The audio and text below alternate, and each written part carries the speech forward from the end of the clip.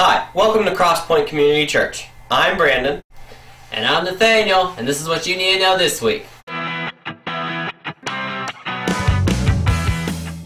If you're a first-time guest and you're wondering what we're all about, our mission here at Crosspoint is to lead people to be passionate followers of Christ. If you were wondering what those boxes were when you walked in, back there, that's Tom. It stands for tithes, offerings, and missions. And this is how we take offering here at Crosspoint. Okay, so on February 3rd, we're going to be starting a new series called The Easy Commandment. So, I just, What? Hi, welcome back. I was just going to ask Nathaniel what he thinks the easiest commandment is. The Sabbath. That's a good one. You get that? Yeah. Wake up! Oh, come on. Alright, here's what I think the easiest is. You remember the 11th commandment? Thou shalt do the dance. That's not from the Bible. That's from a movie. So, it's a movie. The premise of the movie was outstanding.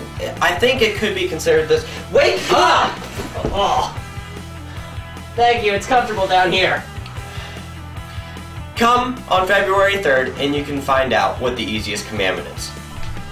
Alright everyone, on February 3rd we're also having our Super Bowl Kids stuff. You can come on out at 3 o'clock, but here's your instructions. Go to church in the morning, when it's over, go home, go get a bite to eat, but you better show up at 2:45 for the pre-party, and I better see some people wearing jerseys. Don't miss it.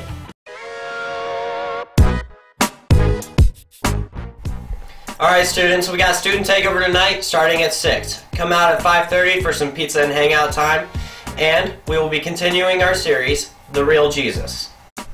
Today we continue our series, Blueprints for a Better Life, with part 3, Doors, Walls, and Windows. And if you missed any of our service, you can go online at crosspointonline.net and check it all out.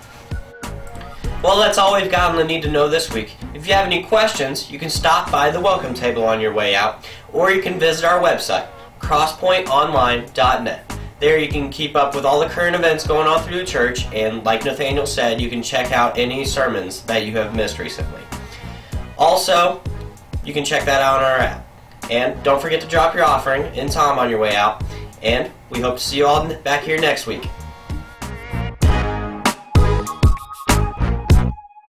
Hey, we are in the last week of this series, Blueprint for a Better Life, and we're going to have some fun this morning, so be prepared for that. We're going to have some fun with it. And today we're going to talk about what happens when we've been looking at God's will for our life and how we find God's will for our life. And so today we're going to take it from just kind of the general concept of God's will, and we're going to actually get into some specific situations of moving from just, hey, what's God's will, to what do I do here? What do I do in this specific moment? What do I do with this decision? Things that I think we've all faced at different points in time in our life. But just to recap it real quick, to give you the past 2 weeks, we said that in order to understand God's will for our life, in order to understand how we get that better life, we need 2 big foundations, we need 2 big building blocks in from the very beginning to kind of comprehend it. And so we kind of left it the first 2 weeks with 2 questions. And the first question that we asked is, what does it look like for me to follow Jesus? That as it comes to these different decisions that we encounter and that we face, we often look to Jesus as the guy who gives us answers to all our questions. And as we saw that week, if you want to go back online and look at it, it's on our YouTube page. Jesus is not the person who gives answers to our questions. He's the person who should be followed. And so the first question we've got to wrestle with is, what does it look like for me to follow Jesus? And then last week we gave ourselves the second question, which is, what is God's will and how do I get in on it? That we often get stuck in the sense of, we're going, okay, what's God's will for my life? Which puts us as the subject of the question, and we want to switch that to simply, what's God's will, and then how do I get in on it? How do I fit my life into that? And if we've got these 2 big foundations, these 2 big building blocks, then we can begin to understand God's will in a specific situation. And so that's what I want to talk about. You may be coming in here today with something very, very specific that you're going, this, like right here, this is what I need to know. This is what I've been praying about. This is what I've been questioning. This is the one thing that I need to know. You may just have a general idea of a decision's coming up, or you may have in the past can look back at different decisions. And my hope today is that we can somehow give you a framework and give you a little piece about discerning God's will for your life. When it comes to finding God's will, this can be one of the most stressful, heart-wrenching, just terrible spots in our life because we just exhaust ourselves with trying to figure it out. And what we end up doing, and I imagine you've done this, is when you get to a spot when you're looking for God's will in a specific situation, you end up praying all the time, which is a good thing, but everything kind of seems like it's going to be a sign. Like you're looking for everything, something in the sky, something that you read, something that you see. You're looking for everything to be a sign. I remember this story during the 9:15 service as we were going through it. But I can remember when I was in junior high, I was like in 7th grade, and we had a lock-in, which, how many of you have attended a lock-in as an adult or a teen? Like hell on earth, right? Am I right? There we go. People who've been through the lock. If you're unfamiliar with the lock-in, this is the idea. Okay, we're going to get a whole bunch of teens and a few adults. We're going to get a massive amount of pizza, more pop than the kitchen counter can hold, and we're going to get them all in a big room for 10 hours. And we're going to stay up all night. And then this is what inevitably happens in every single lock-in. It hits like 2 o'clock, and the teens start doing this. We're bored. What do we do? And just stop talking to me. And so by the end of the night, there's like 4 adults who are awake, and it's awful. I've done too many lock-ins to even remotely have good feelings about it. So I'm in 7th grade, and we're at a lock-in, and my buddy, who's also in 7th grade, was playing ping pong with another guy. And this guy was really good, and he beats him. And so, like, we were done with the game, I was watching him, and he went over to the pool, and I went and got some pizza, and then we were going to meet up. And so I'm walking, it's about 10 minutes later, and I'm walking to go find him, and I pass his girlfriend, who's sitting on a bench, crying. Well, that's odd. And it was just kind of like, okay. And so I went over to him, and I was like, hey, your lady friend, she's like bawling her eyes out, what's going on? And he goes, oh, I broke up with her. Now, here's just kind of, this is a helpful tip if you're ever to lock-in. Lock-ins run from like 10 p.m. to 6 a.m. And so if you are somewhere in that stretch of time going to break up with your girlfriend, like 5:45, that's when the breakup happens. That's when it doesn't matter anything else, 5:45. He broke up with his girlfriend at like 11:30. So we had another 7 hours of awkwardly passing her. I'm like, oh, I'm so sorry, this is weird. And so it was just really bad. And so I'm asking my friend, I was like, hey, I saw you broke up with so-and-so. And he like, so this is like 7th grade guys. We're so great at emotions and feelings. So what? Yeah? And he told me, he goes, yeah, I just wasn't really feeling good about it, and I was really asking for God to tell me what to do. And I told God that if I won this ping pong game, that it meant I should break up with my girlfriend. And I was sitting there, and I'm thinking like, I don't have a girlfriend, but I'm never playing ping pong if that's how it works. I'm terrible. And so that's how he decided it. And that sounds goofy, but we've probably been in spots like that before where we're trying to figure out something. And it's like the cloud formations. We're trying to figure out what God is trying to tell us from the cloud formations. And then we're like certain on a decision of like, if we're going to move, do I move here? Do I move here? And then all of a sudden our stomach will start rumbling. And it's like, oh no, is God telling me something? I felt good about it, but now my stomach's rumbling. Not taking into account the fact that we have Mexican just an hour beforehand, and the Mexican is probably more likely a culprit of that than God's giving us a divine sign. But we get stuck in those spots where we're looking for a decision, and all of a sudden everything is a sign, everything is a symbol, everything God is trying to show us something. And this is what John Wesley, who lived in the 18th century, says about this. He says, do not hastily ascribe things to God. Do not easily suppose dreams, voices, impressions, visions, or revelations to be from God. They may be from Him. They may be from nature. They may be from the devil. It's comforting, isn't it? You think you found a sign, then all of a sudden you go, I don't know if that was God or not. I don't know what's happening here. And this is what I want to say, and we're going to dive really deep into this throughout the message today. that emotions and feelings have a place in how we make decisions, but emotions and feelings better not be our only answer for how we make decisions in terms of discovering God's will. Like, I mean, when you're looking at key decisions in your life and what you do, you better not just be relying on your gut, because there's something very wrong with it, and you can be easily led astray. There's a verse that I love, and it's in Psalm 119. It says this: your word is a lamp to my feet and a light for my path. A lamp to my feet and a light for my path. And we've discussed this before, that we'll often look at that and we'll go, okay, so if it's a lamp to my feet and a light for my path, so what does God want me to do about college? What does God want me to do about who I should marry? Tina or Sally? Where's it? I know Jesus says something. Like, it doesn't say that. It doesn't give those specifics. But this is what it does do. It gives us a framework. It gives us a framework for how we make those key decisions in our lives.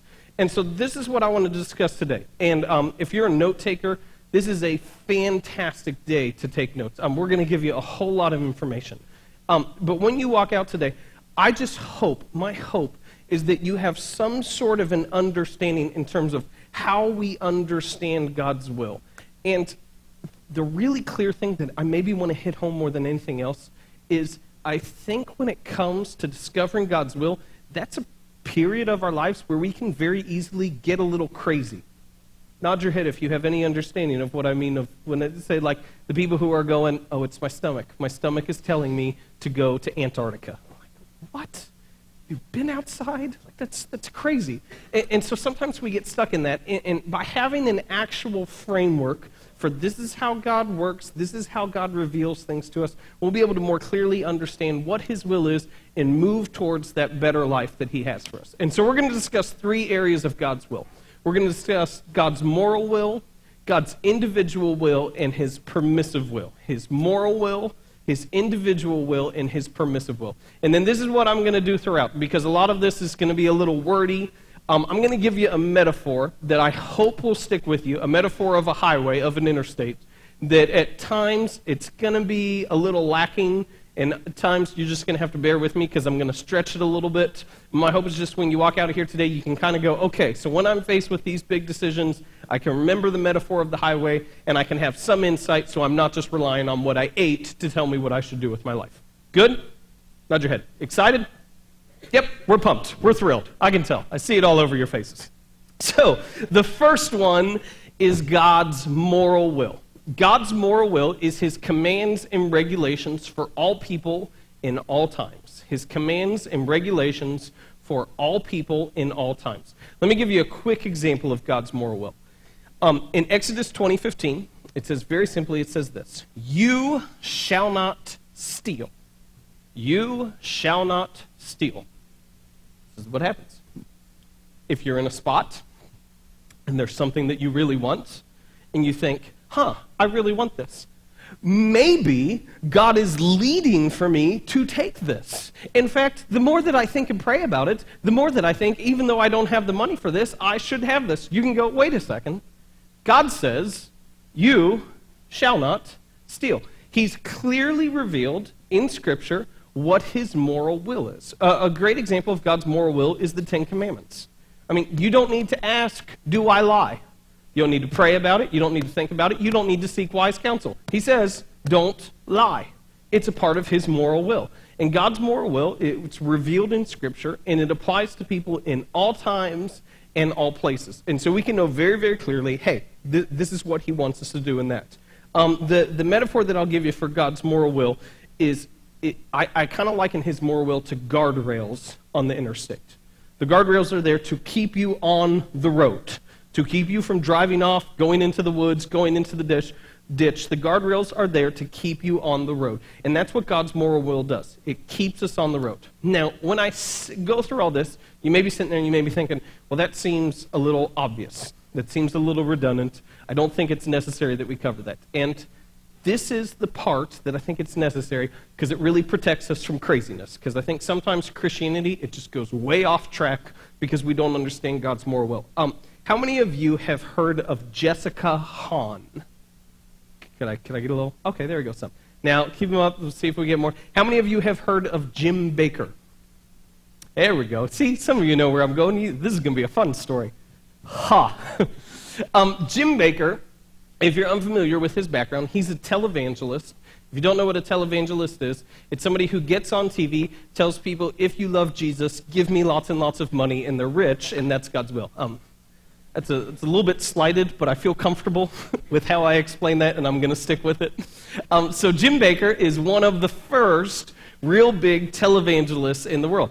And so he had this huge ministry, he's making all this money, and then all of a sudden this news break out that amongst other things that put him in prison, he was having an affair with his secretary, Jessica Hahn. And so you can imagine, this is a major thing. I believe it happened in the 70s, maybe early 80s, I think the 70s. Just a major issue that broke out. And so a lot of people, all of a sudden, Jessica Hahn became this like instant celebrity because she was someone who Jim Bakker, the mighty televangelist who told everyone about God, had fallen for. And so everybody wanted to know more about Jessica Hahn. One group that wanted to know more about Jessica Hahn was Playboy magazine. And they asked Jessica Hahn to pose nude in Playboy magazine. And she did. And then later on, someone was interviewing her, and they were asking, hey, we understand you messed up, and you shouldn't have done this, but I mean, you're someone, you've spent your life in the church, you've lived in the church. How do you feel comfortable doing this? How do you feel comfortable posing here? And her response was that God had given her real peace about posing nude for the magazine. I sit back and I go, no, he didn't. Now, you may think that, you may feel in your gut that, I feel pretty comfortable saying that you're against his moral will on that that's not something that you should do. And so it's important that we understand God's moral will, because these are the guardrails that keep us on track. If I can make this a little bit more personal, in the moment, you will be tempted to do things that are outside God's moral will. And your mind will do an incredible job of rationalizing why that is the acceptable choice. Oh, of course, well, this and this and this and this. And then one of the biggest things that come up, this is how you know you're in real big trouble if you ever say this to yourself, I deserve this. I work really hard. If you have to convince yourself to the point of, I deserve this, you know you're usually in a spot of breaking over God's moral will. Well, there's money here, and I don't make that much, and I work really hard, and I know it's wrong, but I deserve this. And so that's where God's moral will, it serves as the guardrails that keep you in bounds and move in the right direction. So that's God's moral will. The next area that we're going to look at is God's individual will. God's individual will. This is his specific will for you in a certain situation. A little bit of audience feedback. So you ready for this? This is from Jonah 1 through 2. This is an example of his specific will. It says this, the word of the Lord came to Jonah, son of Amittai, go to the great city of Nineveh and preach against it because its wickedness has come up before me. Who did God ask? You ready? This is going to be a tough one. Who did God tell to go to Nineveh? Jonah. Did he tell you? No. Don't go to Nineveh. Because he told Jonah, not you. And that's where God's individual will comes in, is he's telling you specifically, this is what I want you to do. God's specific will, God's moral will applies to everyone. His individual will applies only to you. Only to you. This is the metaphor, sticking with our interstate metaphor. Moral will is the guardrails. God's individual will is kind of like, you know where you're driving down the interstate and you get those signs that they change, not just like the general signs of 275 or something like that, but they've got the signs that have like the removable type and things like that they can change how it goes. Am I explaining this? You're all looking at me like you're really confused. Thank you. There we go. Too obvious. There's one that if you're driving 471 into Cincinnati, there's one of those big signs, which I don't know. I tell Bethany every time, the people who did that are morons, because this is what the sign always says. Sometimes it says like road construction stuff, but it'll usually have a statistic of how many people have died on that road, which, I mean, it's just really comforting anyway. But this is what I do, because I'm a moron, and you may do this too. But I'm going along, like, I'm a good driver, paying attention, 10 and 2, like doing my thing, going along, and all of a sudden I see that sign, and it just, in this road in the last year, there are 44 people who have died in this. And then, like, I go by so quick, they've got like 5 lines of text, I can't read it all in time, and then, like, I get to the end, and I'm like halfway by the guardrail, I'm swerving in my lane, and so That's just a bad decision. If any one of you have authority over that, don't do that. But the way I understand God's individual will is it's like that sign says, like, it's got your name at the top. Take this exit. It's not a general of like, this road's closed, detour, everyone go here. It's that sign in the sky. It's that specific thing that you see, and it's going, you do this specifically. God tells Jonah, Jonah, I want you not to go to a nice port city. I want you specifically to go to Nineveh and do this. Now, this one is the hardest to understand, the hardest aspect of God's will to understand, because this is how you figure out God's individual will. I just feel something. I feel led. Or I feel, the other way that I've heard it phrased is I feel a block. Every time I think about this, every time I want to do this, I just feel a block.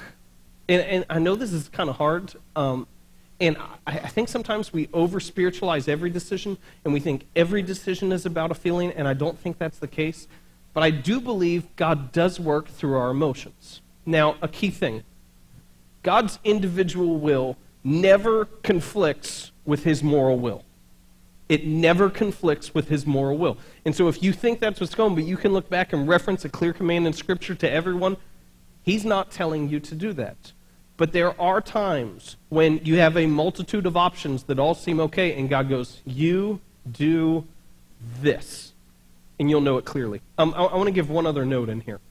And this is just because I've experienced this personally.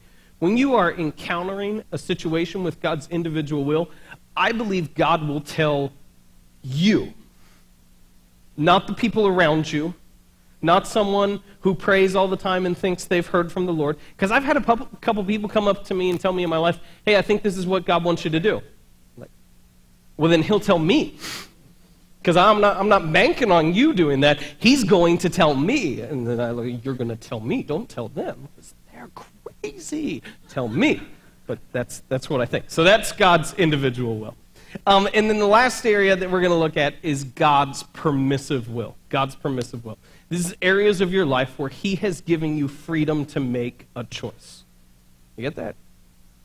God gives you freedom to make a choice. I want to read something. This is going to be a little lengthy, but this is from the book of Exodus, and this is an example of God's permissive will. This is about 15 verses, but we'll go through. It says, the next day Moses took his seat to serve as judge for the people, and they stood around him from morning till evening. When his father-in-law saw all that Moses was doing for the people, he said, what is this you are doing for the people? Why do you alone sit as judge, while all these people stand around you from morning till evening? Moses answered him, because the people come to seek God's will. Whenever they have a dispute, it is brought to me, and I decide between the parties and inform them of God's decrees and laws. Going on. Moses' father-in-law replied, what you are doing is not good. You and these people who come to you will only wear yourselves out. The work is too heavy for you. You cannot handle it alone. Listen now to me, and I will give you some advice, and may God be with you. You must be the people's representative before God and bring their disputes to him. Teach them the decrees and laws and show them the way to live and the duties they are to perform. But select capable men from all the people, men who fear God, trustworthy, who hate dishonest gain, and appoint them as officials over thousands, hundreds, fifties, and tens. Have them serve as judges for the people at all times. It says, Moses listened to his father-in-law and did everything he said. Hear that? He listened to his father-in-law. Not his father in heaven. He listened to his father-in-law. And it continues, and did everything he said. He chose capable men from all over Israel, made them leaders of the people, officials over thousands, hundreds, fifties, and tens. They served as judges for the people at all times. The difficult cases they brought to Moses, but the simple ones they decided themselves. Moses did not fall on his knees and said, God, I'm so worn out. Show me what you want me to do. No, his father-in-law came to him, and he gave him some wise advice. He said, hey, you've got this situation. You've got to deal with all these disputes from people. Why don't you try this? And Moses goes, okay, that sounds smart. Now here's the key thing, is sometimes I think we over-spiritualize things so much, and we think God is clearly leading one way, and there's only two right options. Moses could have kept doing what he did, and I don't think God was going to strike him with lightning bolts or anything like that. But then he was presented with a wiser option, and he chose that. And I think that's really clear, that there are areas in our life where God gives us multiple yeses. Multiple yeses. And I think sometimes we think there's like only one path that we can take. And if I make one wrong decision, then I'm going to mess up my entire life from then on. And there are times when God clearly says, do this. But I think there's a lot of times in our life where you're presented with 3 or 4 options, and God goes, it's your pick. Like if you're buying a house and you like 2 houses, if God doesn't go, do this one, I mean, you can pick the house that you want. I mean, that's up to you. I heard a story of, there was this guy who, very intelligent guy, who was out of college, and he had 5 different job opportunities given for him. And he prayed really, really hard for God to show him which opportunity he should take. And he didn't feel led to any of them.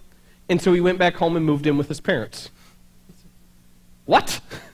Well, I was waiting for God's leading. Like, God wants you to get a job. I feel fairly confident of that, saying that.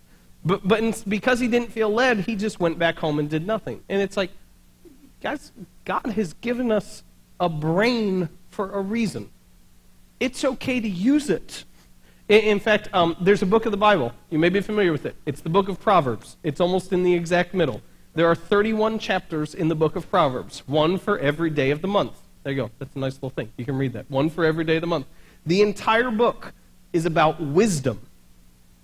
The entire book is about wisdom. And so use wisdom. When you have multiple options, use wisdom. I don't think you need to fall on your knees and figure out after church today, do you go to McDonald's or Burger King? I mean, you don't need God's will in that decision. It's really obvious. You go to Burger King because they have a BK double stacker. It's more delicious than the Big Mac, and it has bacon on it. Thank you. That's it. That's right. That's right. I got to tell you, in the last 2 months of services, that is the only thing that I have ever said that has gotten a whoop or anything like that, and it got it in both services. How can I insert bacon more into every message? That's what I need to figure out. So going back to our metaphor, moral will, guardrails, individual will is the sign addressed only to you. The way I see God's permissive will is that's choosing a lane. You go left lane, center lane, right lane, that's up to you. I mean, that's perfectly fine. He gives you that option. And that's kind of the thing that I hope sticks with you somewhat. Of moral will, that's the guardrails that keeps me in bounds, going the direction I need to. Individual will, that's when he clearly gives me a sign that's obvious, that's addressed just to me. It's not, Jonah, I want you to go to Nineveh, and then I'm going to go tell everyone else they should go to Nineveh too, because that's what God told me. No, excuse me. That was gross. My bad. Come back. Come back. Maybe not come back yet. You need a minute. All right. Now we'll start. So that's the sign, and then his permissive will, that's like choosing a lane. So here you go. I've got a grid for you that I hope will help you. And I'm going to put this on the blog tomorrow morning, so you don't have to worry about it writing it all down. But as you can see, we've got the moral will on the one side with it clearly defined that it applies to everyone. We find it through the Bible, and that's the guardrails. We see his individual will that applies only to you. This is our emotions, feelings, blocks, and that's like the sign addressed to you. And then his permissive will, multiple yeses, used wisdom, and it's like choosing a lane. Now, I want to give this as a side note. I don't think when God has his will, I don't think he's thinking in terms of these categories. I don't think he's up in heaven going, well, this is my exercise of my moral will, and this is my permissive will. And apparently in my head, I think God's kind of a stuffy professor, which I don't know why he has that voice. But I don't think that's how he thinks it. This is a way for us to understand it. This just gives us some sort of a system, some sort of a framework that I think it'll be helpful to you. I think one of the other most important things is it protects you from craziness. It really does. And I'm sick of hearing stories of Christians who think they are doing things because of God's will that he's already clearly said, no, don't do this. And so we say things like, well, God told me to do this. And I was wondering, no, he didn't. I promise you. I know it. He already said it. He's not going to repeat himself. He told you no. And so this kind of gives us a framework for that. This is what I want to do now. Good, we've got plenty of time for this. I want to tell you 3 stories. 3 stories from my life of when we found God's will work, when God's will moved, when it was clear for us, or when we were searching for it. And my hope throughout this is maybe it'll bring this to life a little bit more in how you see it. But just also, as I go through it, I think you'll find some of your own stories and some of your own situations, and you go, oh yeah, that was like this, and we felt this. So I just want to tell you 3 quick stories. The first story I want to tell you is when me and Bethany were first graduating from college, and we were looking for a job. We had this interesting thing where we knew when we were going to get married. And is my wife in here? No? Yes? She would have identified herself by now, so we'll go with no. Don't tell her this. Okay. So we started dating when I was 17, going on 18, and she was 15, going on 16, for you Sound of Music fans. And, I'm an idiot. So we started dating at that age, and after we had dated for about 2 months, we had a conversation which I never thought I was going to have at 17 years of age, and it was, if we got married, when would we get married?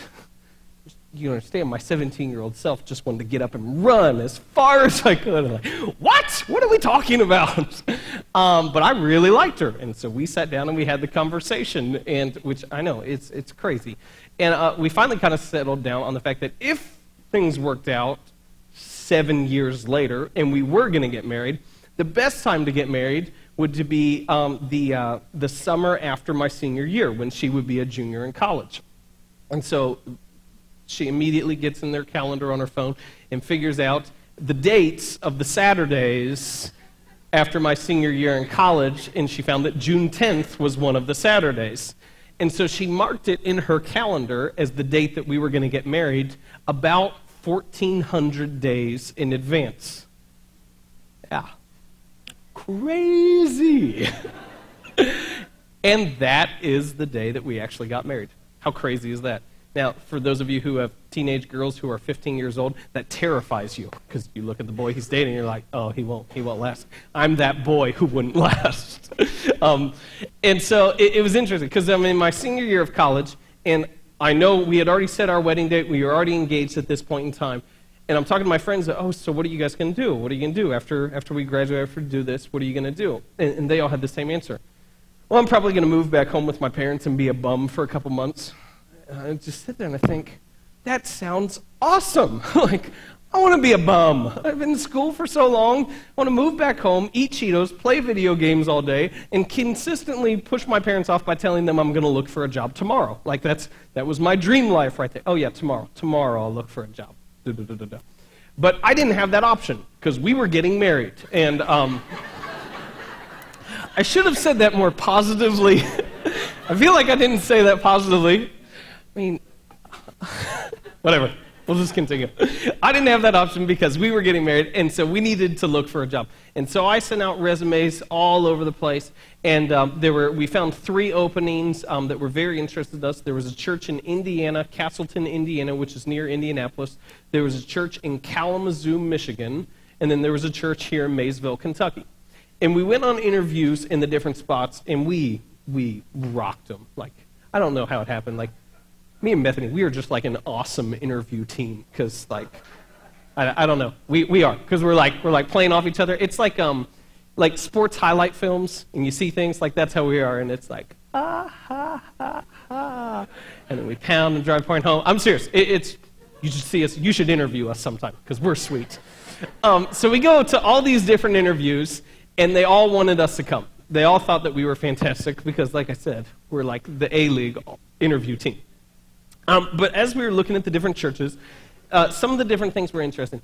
The church in Castleton, Indiana, it was really weird, and it sounds great, but for me, for some reason at the moment, it just didn't hit me, because as I was talking to the pastor, he kept telling me, oh, the church is great, it does this, and he was like playing all his cards right. I mean, it sounded really great looking back at it, and he's like, well, we don't have any debt, and we don't have anything else, so we have great salaries for our staff. And I'm like, yes, that's a positive. And so I'm asking him, well, what's your schedule? And he says, well, I drop my kids off at school, then I usually go into the Y and work out, and so I get in about 10 o'clock, and I'm usually gone by about 2:30, and then I take a day off and then have Sundays. They're like, I'm like, that is awesome! Like, that's better than being a bum at home. Like, that sounds great. But for some reason, there was something about it that I just didn't want that. I just didn't want that kind of lazy, do-nothing life. And then we went to the church in Michigan, and this is funny. You'll like this. They wanted me to do a kind of dual role, be a children's pastor and a youth pastor. That way I could just mess up multiple generations for life and scar them the whole way through. And so we were going on, and we had some good friends at that church, but we just got this feeling that there were these two different divided groups in the church who were, I mean, you could just feel the tension between the two. And so we really didn't like that church because we thought there was a strong possibility that that church would split later on.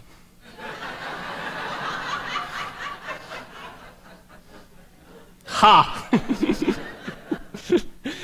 And so we looked at all the different things, and when we came down to Maysville and visited, I know this is kind of, but it just felt good. We just enjoyed it. We liked it. We liked the people. At the time, we thought you all talked strange, and now we're starting to talk strange, that's a new sign to us. Maddie talks really strange, which is really throwing me off. But it was just one of those. We got down there, and throughout the entire time we were praying, God, just make it clear to us. God, just make it clear to us. And I never got the sign. Like, I never got the sign of, do this. Like, I never just kind of, like, opened up the drawer, and I had the Maysville, Kentucky t-shirt in there. Somebody was like, oh, my gosh. And I know some of you have had that story. But I never had that. And so I feel like that was an area, if I could say it, of God's permissive will, where he went, hey, just pick. And we picked where we thought. And it's been good. But we felt like God left that option open to us. Second story I want to tell you is this happened about, let me think, this happened about 6 months after we had a miscarriage. And we've been trying to get pregnant again. Things weren't working. It was just kind of a miserable process the whole way through. And eventually Bethany went to... I didn't say it like that. Let's just go on. Eventually, we went to the doctor, and the doctor told us that Bethany's had some hormone imbalances that needed to get worked out, and so they put her on some medicine, and they told us it would be at least 6 to 9 months before we could even start trying again. Now, for those of you who laugh, we would be trying in the meantime, just without expectation. So they told us it would be about 6 to 9 months. Don't tell Bethany I said any of this. It'd be about 6 to 9 months before we could expect to get pregnant again. And so this is what we were ready to have a kid. Like, we were really ready at that point in time to have a kid. We both wanted to be parents. We'd already started that process of, like, as soon as you start looking, this is for those of you couples who don't have kids yet, as soon as your wife starts detouring through Walmart through the baby aisles, I mean, you know the time's close. Like, I mean, oh, I'm just cutting through. You're not cutting through. I know what you're doing. You know, your day's near. And so we kind of heard that thing of 6 to 9 months that felt really long. And Bethany had always really been interested in adopting. I mean, since she was young, she just kind of always thought that that would be a cool thing to do. And so we started praying about it and going, God, we kind of feel like you're closing a door here, and you're kind of leading us this direction. And so we just kind of said, could you show us? Could you give us a sign one way or the other? And we didn't really feel a sign. And so we started pursuing the adoption route. And we switched our prayer to, God, if you do not want us to adopt, make it really, really clear to us. Like, make it absolutely, can't miss it. And this is when you pray this prayer. And you've maybe prayed this before. Oh, Lord, I am stupid. Like, make it obvious. Because if it's a hint, I'm not going to get it. You have to make it really, really clear, because I am really, really dense. Amen. And so we prayed that prayer of make it really obvious.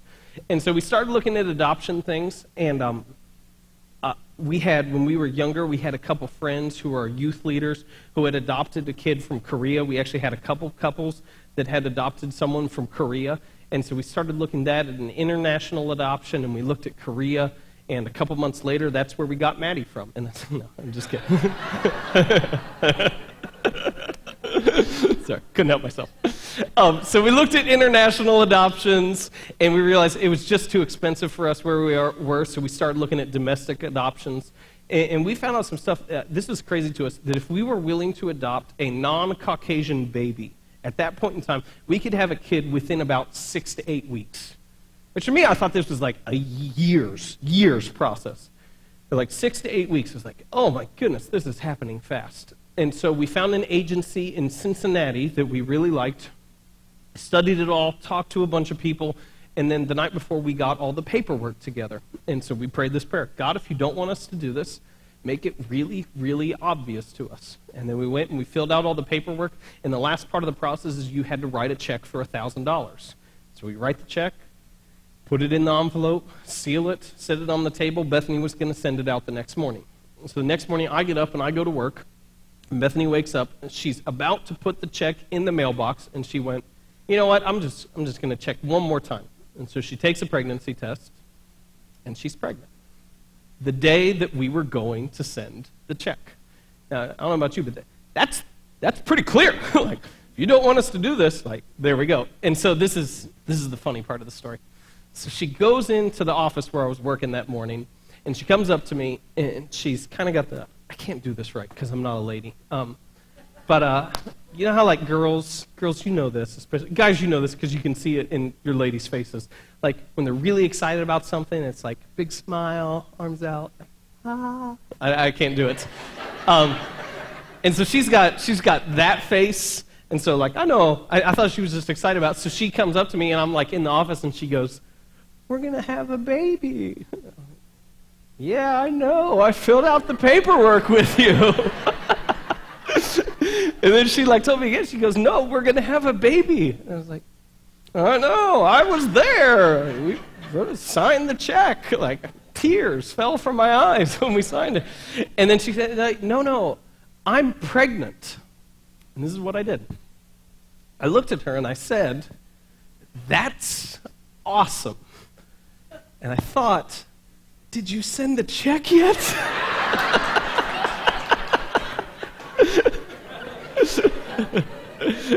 But for us, the point of the story that I want to get to you is that was an area that I feel like God's individual will was working. That we were more than happy to adopt, and we just said, hey, make it clear, make it obvious, and that was about as clear of a sign as we could possibly get.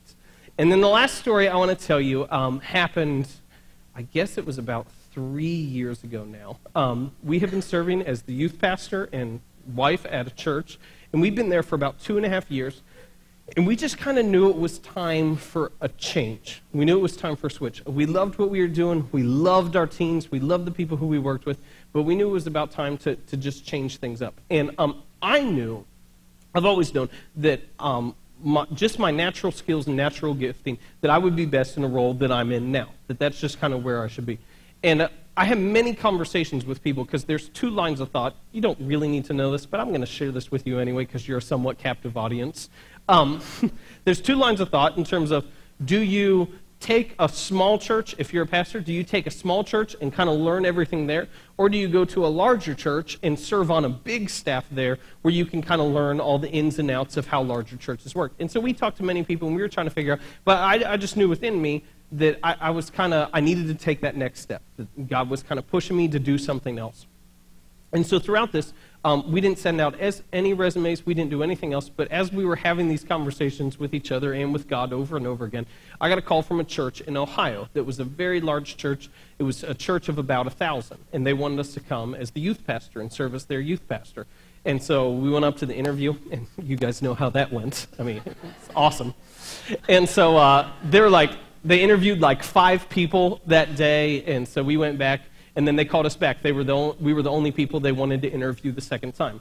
So we went up the second weekend for an interview, and we were up there the whole weekend, met lots of people, hung out with lots of people. They were great. They were really nice.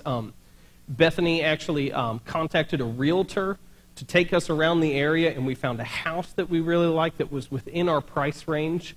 And everything seemed to be falling in line. It looked good. This was a really large church. Our pay would almost double overnight. We found a house that we liked. We liked the people there.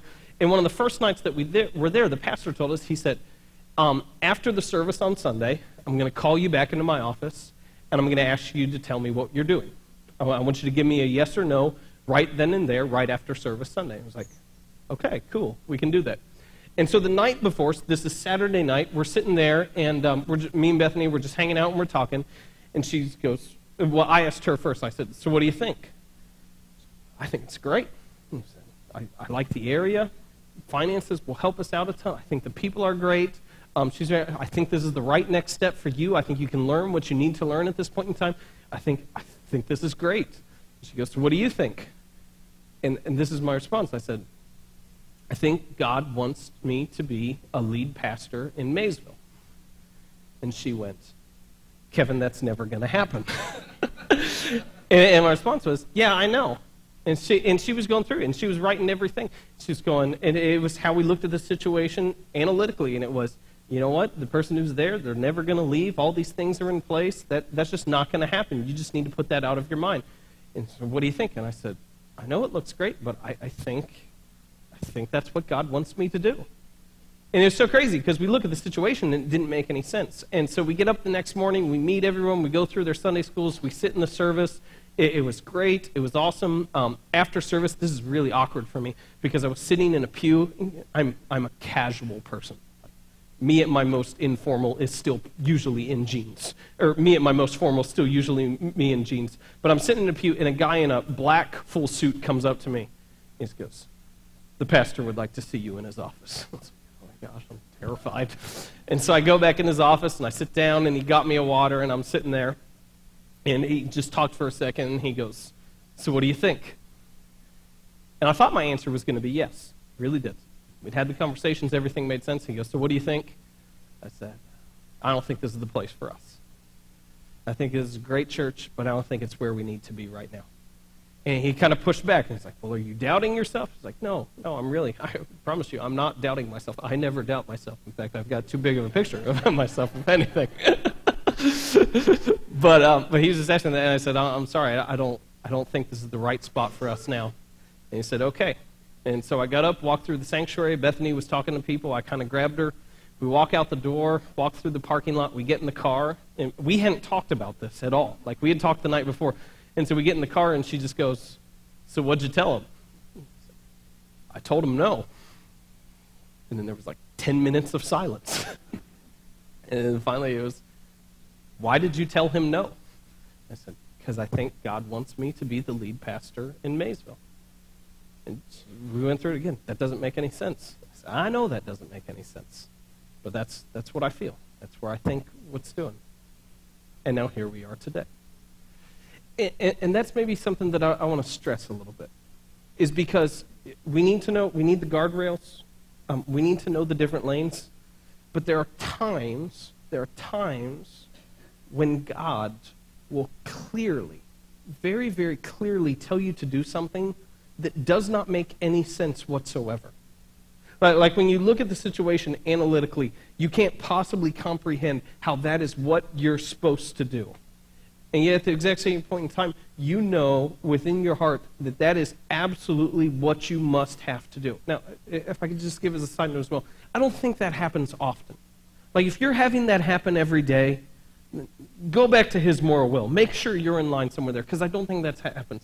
But there are times in our life where we go, here are all my options. I did the pros and cons list. This is the decision that obviously makes sense. And yet I'm clearly being led this way. And I just want to encourage you, follow that. Follow that with courage. Follow that with courage. Because even when those decisions don't make any sense, I promise you that God's will for your life is the better life. God's will for your life is the better life that you can live than any life you would plan out on your own. And this is kind of what I want to close this with today. We normally only look for God's will when we're faced with these massive life decisions. When it's job or moving or graduation or college or any one of those like big decisions, that's almost the only time that we think about God's will. But God's will should be our focus every day, day in and day out. And I think if we made that our focus of living in God's will, when we get to the big decisions, they're a lot easier to make. They're a lot easier to make because we've consistently been praying and seeking his will. And so this is what I want to do today. I want to teach you a very, very simple prayer that I want to encourage you to pray consistently. I want to encourage you to pray it every day for the next 30 days, but my hope is that this will somehow be part of your life in what you regularly pray. And this is the prayer. It's the will of God, nothing more, nothing less, and nothing else. The will of God, nothing more, nothing less, nothing else. I'm going to say it, and we're going to do this twice, and I'm going to have you repeat after me. You ready? The will of God, nothing more, nothing less, nothing else. We're going to do it again. The will of God, nothing more, nothing less, nothing else. And this is how we're going to close today. I'm going to pray for us, just in general, and then I'm going to close my prayer with this prayer again. And I'm going to ask you, you'll know when we're there, to repeat after me. I won't say repeat after me. And don't do this, because they did this first service. We got to the will of God, and everybody kind of did the, are we doing this? I don't want to be the only one to say so. The will of God. Nothing more? Okay, we're doing it. Nothing more. So don't do that. But my hope is that will be the focus for your life. And just to give you a quick preview, next week, we're going to talk about what do you do when you feel like your life has gone off track. The stories that I shared are all stories of this is how God's will worked, and things are better because it happened. Things are better. We're going to look at what happens when you feel like you followed God's will and everything crashes and burns. And I think that'll be a really important discussion for us to have.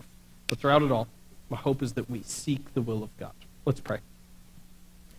Father, I just want to thank you for your graciousness, for your care for me, and for your leading and direction in times of my life when I couldn't understand it or comprehend it. And Lord, that is just my prayer for our church, that we would seek your will, that we would seek your leading, that we would seek your direction, that we would understand that your will is better than any plans we could come up with on our own. And just that in everything that we do, that we would be focused on your will. And that our prayer would be this, the will of God, nothing more, nothing less, and nothing else. Amen. Amen. Thank you very much for joining us this morning. Greet someone on the way out. You are dismissed.